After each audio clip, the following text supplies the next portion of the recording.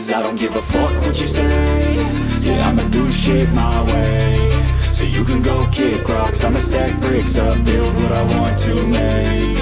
Yo, I got a lot of shit to say, so I'ma do this every day. I'll be writing things until I'm fucking buried in my grave. 6 feet deep under, but my body won't decay. 'Cause my messages are timeless, so they'll put them on display. Oh yeah, I rap with a certainty, I have a sense of urgency. A message for eternity, for everyone internally. I had some people burning me, but now they fucking learn to see I ain't the one to fuck with. Now they looking nervously, and I don't really care what you think of me respectfully. You can kick rocks if you think you're fucking better, see. I will outwork you, turn you to an enemy. Hurt you so bad that you're gonna need some therapy. I got the motherfucking recipe. I've been cooking up hits, I'ma leave a legacy. You'll be looking small when you're standing right next to me. I'm 5'10", bitch, but I'm 10 feet next to me. 'Cause I don't give a fuck what you say. Yeah, I'ma do shit my way. So you can go kick rocks, I'ma stack bricks up, build what I want to make. 'Cause I don't give a fuck what you say. Hey, welcome to my new studio. তোমরা অনেক দিন থেকে বলছিলে যে দাদা তোমার studio তৈরি হয়েছে কিনা দেখাও, স্টুডিওটা কেমন হয়েছে দেখাও। তোমরা অনেকেই জানো যে আমি একটা নতুন স্টুডিও, একটা নতুন বেডরুম, ঠিক আছে, যেটা পরে কাজে লাগবে, আর একটা ঠাকুর ঘর, আর একটা ছোট বারান্দা অনেক দিন থেকে করছিলাম, ঠিক আছে, অনেক কষ্ট করে টাকা জমি এটা করার চেষ্টা করছিলাম। ওটা এখন ভগবানের কৃপায় হয়ে গেছে, ঠিক আছে, তোমাদের ভালোবাসায়, মা বাবার আশীর্বাদে, গুরুজনদের আশীর্বাদে আমি এটা করতে পেরেছি। তো আজকে তোমাদেরকে আমার স্টুডিওটা দেখাবো, ঠিক আছে। প্রথমেই এদিকটা দেখো, এটা একটা ছোট্ট ঘর, তোমাদেরকে ঘরের সাইজটা একটু বলে দিই, খুব ছোট, 8x10 একটা ঘর, ছোট্ট করা, ঠিক আছে, এটাই স্টুডিও। এদিকে আমার দরজাটা আছে, অ্যাকচুয়ালি এটা সেই দুপাল্লা দরজা, অনেক আগে থাকতো, এখনকার দিনে মানুষরা লাগায় না আমি জানি। প্রায় 50-60 বছর আগে এরকম দুপাল্লা দরজা লাগাতো, কিংবা প্রায় 100 বছর আগে যে ঘরগুলো না, সেই ঘরগুলোতে এরকম দুপাল্লা দরজা লাগানো হতো। কিন্তু অ্যাকচুয়ালি আমি কিছু কিছু জিনিসে একটু পুরাতনটাকে ভালোবাসি, পুরনোকে ভালোবাসি, কারণ আমার মনে হয় যে এই পুরনো এই যে দরজাটা না, এই দরজাটা শাল কাঠের দরজা, এই দরজাটা অনেক বেশি দাম। আজকের দিনে মার্কেটে দরজাটার দাম প্রায় 20 থেকে 22 হাজার টাকা, ঠিক আছে। এটা দেখতে ভালো নয়, কিন্তু টেকসই। আমার এই জিনিসটাই ছোটো থেকে পছন্দ। আমার অ্যাকচুয়ালি সুন্দরতার দিকে খুব একটা আকর্ষিত হই না আমি। এই যে দরজাটা, এই জন্যই আমি লাগিয়েছি, কারণ এটা খুব টেকসই, আমার খুব ভালো লাগে দরজাটা। আর আমি কিছু কিছু মনে করি যে আমাদের ভারতীয় সংস্কৃতি, সেগুলোকে বাঁচিয়ে রাখা দরকার। এখনকার দিনে এক পাল্লা যে দরজাগুলো, সেই দরজাগুলো তুমি দেখবে ওপরে দেখতে খুব সুন্দর হয়, ওপরে ছোট্ট করে চিটকিনি, জোরে 2বার ধাক্কা দিলে দরজা খুলে যায়। আমার এগুলো পছন্দ নয় খুব একটা। দরজা দেওয়ার কারণ কি যেন, কেউ চট করে ঘরে ঢুকতে না পারে, তাই না? তো যাই হোক, এই দরজাটা আমার ওই কারণে দেওয়া, খুব ভালো লাগছে আমার এই দরজাটা, আমার নিজের ভালো লাগছে। তোমাদের কেমন লাগছে নিচে কমেন্টে জানাবে।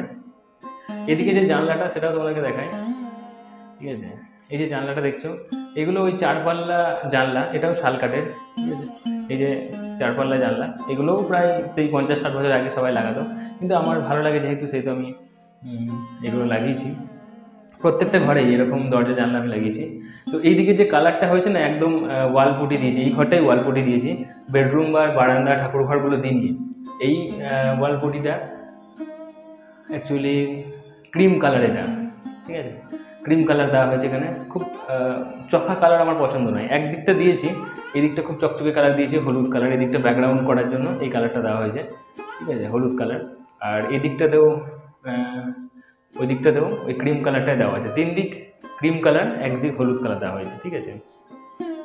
এবার তোমাদেরকে এই পিছনে আমার স্টুডিওটা অ্যাকচুয়ালি কী কী রেখেছি আমি সেটা দেখাই। সো দেখো, এখানে আমার পছন্দের কিছু বই আছে, ঠিক আছে। এই বইগুলো আমি পড়ার চেষ্টা করি, বোঝার চেষ্টা করি, তোমাদেরকেও ভিডিওর মাধ্যমে বোঝানোর চেষ্টা করি, ঠিক আছে। ম্যাক্সিমাম বই বাংলায় আছে, কিছু কিছু বই এখানে তুমি ইংলিশেও দেখতে পাবে। এটা অ্যাকচুয়ালি সেই দিল্লির 2020 কেসটা, ওটা নিয়ে একটা বই, কেস স্টাডি, ঠিক আছে। এখানে কিছু বই আছে, ঠিক আছে। এই যে সেবা চেতনা, ঠিক আছে, মনকে বশ করার কিছু উপায়, এই ধরনের আমার পছন্দের কিছু বই এখানে প্রথমে আছে। তারপরে এখানে একটা জাদুর স্ট্যাচু আছে, এখানে ভগবান শ্রীকৃষ্ণ রাধারানীর একটা স্ট্যাচু আছে, ঠিক আছে। এখানে একটা কচ্ছপের স্ট্যাচু, এখানে একটা ময়ূরের স্ট্যাচু, এখানে একটা সোলার ল্যাম্প আছে, এটা অনেক পুরনো, 6-7 বছর পুরনো, আমি কিনেছিলাম। এই যে সোলার, এটা সোলার দিয়ে করা, ঠিক আছে, রোদে নামালে এটা চার্জ হয়ে যায়। এখানে ওই কুইখিলের কিছু অ্যান্টিভাইরাস আছে। এখানে এই ট্রাইপডটা আছে, এই ট্রাইপডটা অ্যাকচুয়ালি অনেক পুরনো। ঠিক আছে, এই যে ট্রাইপডটা তোমাকে দেখালাম, এই ট্রাইপডটা অ্যাকচুয়ালি 2018-তে আমাকে আমার একটা স্যার দিয়েছিল। ঠিক আছে, ইউটিউবটা আমি তখন শুরু করেছিলাম, একটাই মাত্র ভিডিও ছেড়েছিলাম। আমার একটা হিন্দি চ্যানেল আছে টেকটক সার নামে। ঠিক আছে, তো ওই ভিডিওগুলো করার জন্য অ্যাকচুয়ালি ট্রাইপডটা দিয়েছিল। ট্রাইপডটা একটু ভাঙা আছে, গ্লুগান দিয়ে চেটানো ওটা। তো অ্যাকচুয়ালি শুরুটা করেছিলাম ঠিকই, কিন্তু শেষ করতে পারিনি বা কন্টিনিউ করতে পারিনি, কারণ আমি তো লোয়ার মিডিল ক্লাস ফ্যামিলির ছেলে, ঘরে ছোটো থেকে খুবই অভাব। হ্যাঁ, আর সবথেকে বড় কথা যে আমি ছোটো থেকেই চেয়েছিলাম যে নিজের যাবতীয় খরচা নিজেই চালাবো। ঠিক আছে, বাবার কাছে নিতে আমার ঠিক খুব একটা ভালোও লাগতো না, আর বাবা সম্পূর্ণটা দিতেও পারতো না। এবার অনেক হায়ার স্টাডি করতে চেয়েছিলাম, বিটেক করতে চেয়েছিলাম, বিটেক করার জন্য নিজের খরচাটা নিজেকেই চালাতে হয়েছিল। তো তার জন্য আমাকে কাজে নেমে পড়তে হয়েছিল। তার আগে অবশ্য আমি টিউশনই পড়াতাম। আমি মোটামুটি এইচএসের পর থেকে 17 বছরে এইচএস দিয়েছি, 17 বছরের পর থেকেই আমি টিউশন পড়াই, এইচএস দেওয়ার পর থেকেই। তারপরে আস্তে আস্তে 18+ তখনই আমি কাজে ঢুকে গেছিলাম পড়াশোনা করতে করতেই। তো 2018 সালে আমি ওই 2-3টে ভিডিও ছেড়েই চ্যানেলটি কন্টিনিউ করতে পারিনি। তখন আমি আসামে চলে গেছিলাম কাজ করার জন্য, কারণ আসামে একটু মাইনেটা বেশি দিত আর কি। যাই হোক, মাইনে জিজ্ঞাসা করে লজ্জা দিও না। তারপরেও 2019-এ বাড়ি এসেছিলাম, তখন আসামে এনআরসি চলছিল, খুব সমস্যা। তো বাড়ি থেকে বললো যে এখানে চলে আই। তো এখানে এসেও ওই 7-8 দিন বসে থাকার পরে কাজ করব, কারণ খরচা তো না, নিজের খরচা লাগবে। নিজের খরচা এমন কিছু হতো না, অ্যাকচুয়ালি ওই বিটেকের জন্য খরচাটা হতো। তো আবার 2019-এ চলে গেছিলাম মুর্শিদাবাদে, একদম বাংলাদেশ বর্ডারের কাছে। ওখানে একটা কলেজে টিচার অ্যাসিস্ট্যান্ট হিসেবে আমি ছিলাম। ওখানেও ওই একটু মাইনেটা বেশি ছিল, খুব বেশি না, হয়তো বললে তোমরা লজ্জাই পাবে। তো যাই হোক, পরে কখন অন্য ভিডিওতে নয় ডিসকাস করা যাবে। তো তারপরে 2019-এও খুব একটা কন্টিনিউ করতে পারিনি হিন্দি চ্যানেলটা। ওখানেও 2019-এও সারা বছরে হয়তো 7-8-10টা ভিডিও ছাড়া হয়েছিল, তাও সেরকমভাবে পারতাম না। তারপরে আবার 2020-তে বাড়ি চলে এলাম। হ্যাঁ, বাড়িতে, কারণ 2020-তে আবার ওই করোনা চলে এলো, তার জন্য আবার পুরীতে এখানে একটা লোকাল কোম্পানিতে কাজে লাগলাম। হ্যাঁ, খুব একটা মাইনে এখানে ছিল না, কিন্তু যা হোক অনেক দিন কাজ করলাম। 2020-টা পুরোটাই মোটামুটি কাজ করা হলো। তারপরে সমস্যা হলো যে লকডাউনের জন্য কোম্পানিটা বন্ধ হয়ে গেল। তো তখন আমি 2020 লাস্ট থেকে ওই হিন্দি চ্যানেলে কন্টিনিউস করতে লাগলাম ভিডিওগুলো। ঠিক আছে, আস্তে আস্তে মানুষ দেখতে লাগলো। তারপরে হঠাৎ আমার নিজেরও করোনা হয়ে গেছিলো।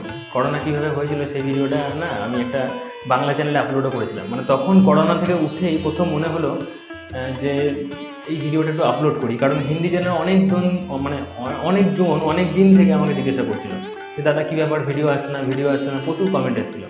তো ভাবলাম বাংলাতে একটু বলি, কারণ হিন্দিটা আমার এখনও একটু উইক। ঠিক আছে, তো যাই হোক একটা বাংলা চ্যানেল খুললাম, বাংলা চ্যানেলে প্রথম ভিডিওটা আপলোড করলাম কীভাবে আমার করোনা হলো এবং কীভাবে আমি ওখান থেকে উদ্ধার হলাম। ঠিক আছে, এই নিয়ে ভিডিও ছাড়লাম, অনেক মানুষ দেখেছিলাম। তারপরে বেঙ্গলি চ্যানেলটা 2021-এর লাস্টের দিকে শুরু করলাম। আর বেঙ্গলি চ্যানেলটা কিন্তু তোমরা এত বেশি ভালোবাসা দিলে যে বেঙ্গলি চ্যানেলটাই আমার এখন মেইন চ্যানেল হয়ে গেলাম। তো এভাবেই শুরু হলো সব কিছু। এই জন্যই বলে ঠাকুর যা করে ভালোর জন্যই করে। হয়তো করোনা যদি না করতো, আমি কোম্পানিতেই কাজ করতাম, ইউটিউবে আসতেও পারতাম না, তোমাদের সাথে আলাপও হতো না। ঠিক আছে, অনেক মানুষের সমস্যার সমাধান হয়েছে আমার ভিডিও থেকে, আমি জানি। অনেকজন কমেন্ট করে, ফেসবুকে প্রচুর মেসেজ আসে। হ্যাঁ, ফেসবুকে মেসেজের রিপ্লাই আমি খুব একটা করে উঠতে পারি না, তার জন্য অবশ্যই সরি বলছি। ঠিক আছে, ইনস্টাগ্রামেও অনেকজন কমেন্ট করে, প্রচুর কমেন্টও আসে। ঠিক আছে, এর থেকে আমি বুঝতে পারি যে হ্যাঁ, আমার জীবনের যে এক্সপিরিয়েন্স, সেই এক্সপিরিয়েন্স দিয়ে আমি তোমাদেরকে অনেক সমস্যার সমাধান করতে পেরেছি। তো এগুলো নিয়েই খুব ভালো লাগে। এই জন্যই বলে ভগবান যা করে ভালোর জন্যই করে। তো তারপরে তোমাদেরকে দেখায় আরও কী আছে, সেগুলো দেখাই। সো উপরের তাকটায় তুমি যদি আসো, তাহলে এখানে কিছু মোমেন্টো, কিছু ট্রফি তুমি দেখতে পাবে। এটা হচ্ছে 2018-এ ফেয়ারওয়েল ট্রফি। এটা একটা আর্ট কম্পিটিশানের। এটা 2018 একটা স্পিচ দিয়েছিলাম, তো সেই স্পিচ থেকে ট্রফিটা দিয়েছিল আমাকে। ঠিক আছে, এটা একটা স্কুলের প্রাক্তনী ট্রফি। এটা কোনো একটা কম্পিটিশানেই একটা ট্রফি। এটা রবীন্দ্রনাথ ঠাকুরের একটা ছবি, স্বামী বিবেকানন্দ। এটা অ্যাকচুয়ালি প্রাইমারি স্কুলে আমি যেখানে পড়তাম সেখান থেকে ফেয়ারওয়েল ট্রফি। ঠিক আছে, আবার এই তাকটাতে এলে আমার মোস্ট ইম্পর্টেন্ট, আমার খুব কাছের কিছু জিনিস রাখা আছে। প্রথমে যেটা দেখায় তোমাদেরকে সেটা হলো শ্রীমদ্ ভগবদ গীতা। ঠিক আছে, আমি এটাকে বলে থাকি the manual book of human life. ঠিক আছে, কারণ আমি এখান থেকে প্রচুর প্রচুর প্রচুর প্রচুর প্রচুর সমাধান পেয়েছি, প্রচুর সমস্যার সমাধান এখানে পাওয়া যায়। এই বইটা একবার মাত্র যদি কেউ পড়ে, ঠিক আছে, এটা ধর্মগ্রন্থ, ঠিক আছে, এটা কোনো জাতি ধর্ম বিশেষে নয়, তবে যে কেউ, যে কোনো মানুষ, যে মানুষ রূপে জন্মগ্রহণ করেছে, তা এই বইটা পড়া খুব দরকার। সে যদি একবার পড়ে তাহলে সে তার জীবনের 50% সমস্যার সমাধান এমনিই হয়ে যাবে এবং সে জীবনে অনেক অনেক অনেক বেশি সুখী থাকবে, আমি 100% গ্যারেন্টি, ঠিক আছে। তবে হ্যাঁ, একটা কথা অবশ্যই বলবো, প্রথমবার বইটা পড়লে তুমি অনেক কিছুই হয়তো বুঝতে পারবে না, তার জন্য তোমার অনেক গুরুরও দরকার হয়। আমি অ্যাকচুয়ালি এখান থেকে পড়ে পড়েই অনেক সমস্যার সমাধান খুঁজে পাই এবং তোমাদেরকে ভিডিওর মাধ্যমে বলি। তার জন্য অবশ্যই চ্যানেলটা সাবস্ক্রাইব করে পাশে থাকা বেল আইকনকে প্রেস করে অল নোটিফিকেশনে ক্লিক করে দিও, কারণ এই চ্যানেল থেকে তোমরা লাইফের অনেক সমস্যার সমাধান পাবে, ঠিক আছে। তবে হ্যাঁ, 2 থেকে 3 বার এই বইটা পড়লে তুমি সব কিছুই বুঝতে পারবে এবং তোমার জীবনে হয়তো 95% সমস্যার সমাধান হয়ে যাবে। এই ডুগডুগিটা অ্যাকচুয়ালি বক্রেশ্বর গেছিলাম তখন কিনা। আমার এইগুলো খুব ভালো লাগে, যেটা সবার ঘরে থাকে না সেটা আমি আমার ঘরে রাখতে পছন্দ করি, ঠিক আছে। একবার বাজিয়ে তোমাদেরকে দেখাই, আমার খুব ভালো লাগে বাজাতে, আমি সকাল সকাল মাঝে মাঝে বাজাই।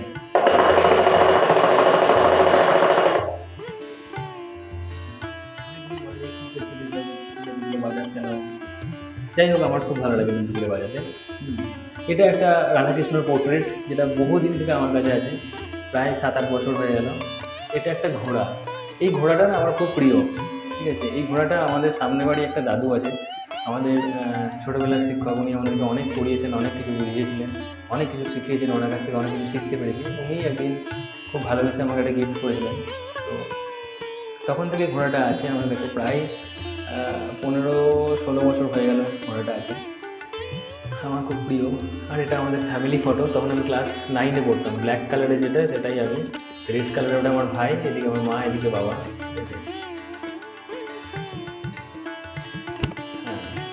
তো এই ছোটোখাটো জিনিস নিয়েই আপাতত স্টুডিওটা সাজানো হয়েছে। আস্তে আস্তে স্টুডিওটার মধ্যে আরও অনেক কিছুই সাজবে, তাকগুলো এখনও ফাঁকা আছে, ঠিক আছে। আস্তে আস্তে হবে সব কিছুই, ভগবানের কৃপায়, গুরুজনদের আশীর্বাদে, তোমাদের ভালোবাসায় হচ্ছে সব কিছুই। তোমরাও চেষ্টা করো, তোমাদেরও সব কিছুই হবে, তুমি জীবনে যা চাইবে তাই পাবে, কিন্তু চেষ্টাটা তোমাকে করতেই হবে, ঠিক আছে। তো স্টুডিওটা কেমন লাগলো নিচে কমেন্টে অবশ্যই জানাও, ঠিক আছে। এই জিনিসগুলোর মধ্যে কোন জিনিসটা তোমার ইউনিক বলে মনে হলো, এটা কিন্তু কমেন্টে জানাতে ভুলো না, ঠিক আছে। এটা অবশ্যই নিচে কমেন্টে জানাবে। আর একটা কথা তোমাদেরকে বলে রাখি, তোমরা প্রায়ই আমাকে জিজ্ঞাসা করো যে দাদা তোমার ব্লগগুলো কোথায় আপলোড হয়। দেখো, ব্লগ আমি খুব একটা বানাই না, আমি ব্লগ খুব একটা বানাতে পারিও না, ঠিক আছে। তবে হ্যাঁ, শান্তিনিকেতনের শান্তনু এই নামে আমার একটা চ্যানেল আছে। এই চ্যানেলে আমি আমার ইউনিক কিছু ব্লগ, আমার পছন্দের কিছু জিনিস আছে, সেই জিনিসগুলো নিয়ে আমি ব্লগ বানাই। অবশ্যই ব্লগগুলো তোমরা দেখতে পারো। র্যান্ডামলি ব্লগার্সরা যে ব্লগগুলো বানায় সেই ব্লগ আমি বানাই না, ঠিক আছে। শান্তিনিকেতনের শান্তনু চ্যানেলটির নাম এই ভিডিও ডেসক্রিপশন বক্সে তোমরা পেয়ে যাবে।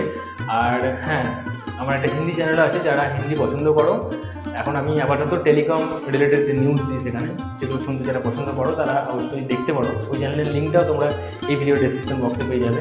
তবে হ্যাঁ, ব্লগ চ্যানেলটা অবশ্যই সাবস্ক্রাইব করে রাখতে পারো, কারণ ওখানে আমি কিছু ইউনিক ব্লগ দিই। র্যান্ডামলি যে ব্লগগুলো সবাই দেয় সেগুলো আমি দিই না, তো তোমরা অবশ্যই ব্লগ চ্যানেলের সাথে আমার সাথে জুড়ে থাকতে পারো। চলো, আজকের মতো এটুকুই। ভালো থেকো সকলে, ভালো রেখো সবাইকে।